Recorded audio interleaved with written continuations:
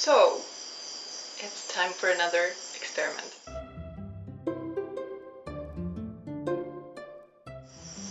Welcome to my polyphasic sleep experiment.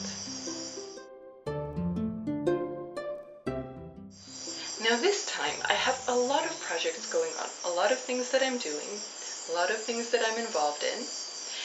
One of which is actually a book that I just finished writing, and now I have to figure out what to do. And that appears to entail a lot of things. And so I wish I had a little bit more time. My response to that? Well, let's add another project. Let's do the polyphasic sleep experiment on top of everything. Why? Well, I kind of get to thinking about Martin Luther King. I don't know if you've heard this story, but when he was really, really busy, there were so many demands on his time. An interviewer asked him, "At this time, do you find the time to pray?" And he answered that, well, usually he takes an hour to pray per day. But yes, it's true, right now there are so many demands on his time and it's very stressful, and so right now he takes 2 hours to pray.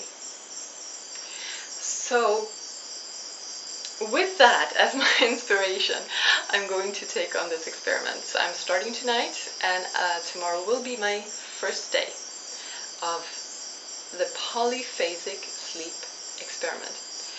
So what does that mean? Well, in my case, it's going to mean that I will start out by sleeping 4 hours per night and take 2 25-minute naps throughout the day. And then I will see if I will alter the pattern, maybe sleep less during the night, maybe take more naps. But the idea is to have more hours throughout the day. But it's not just about having more hours to do things. You see, there's a book called Left in the Dark. It's very interesting. It talks about the left and the right hemisphere of the brain, almost as if they were minds in themselves, two separate personalities.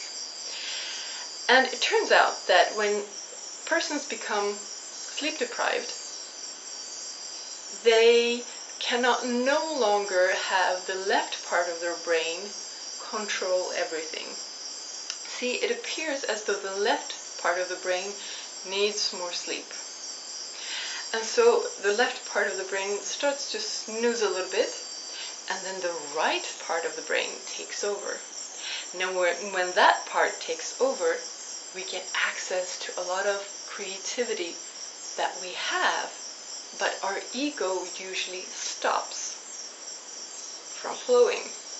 And so I'm thinking, if I can get used to this new pattern of sleeping, I will have more hours, and I will be able to access a part of my mind that I don't usually get to access because my left part is in the way. So you know, there's a tribe in Brazil that actually sleeps this way. They're called the Pirahãs, and they sleep in 15-minute intervals and never more than 2 hours per day and night.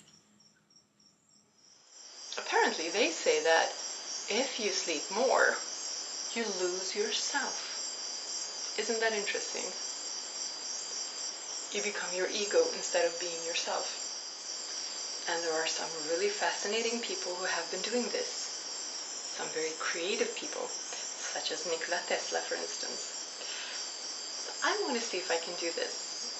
I know that the first couple of days are supposed to be really tough, and I will be very sleepy, but I want to see what it's like. I want to go through that and see if I can come out on the other side and find myself, instead of finding my ego, and find that creativity, inspiration, and more time. If you think that this is interesting and want to join me, please do. So, tonight I start. I'll go to bed at 1 and I will wake up at 5, which gives me 4 hours of sleep. And then I will be napping twice throughout the day, at 11 for about 25 minutes and at 6 for 25 minutes again. So, if you'd like to join me on my polyphasic sleep experiment, please do. I shall see you tomorrow.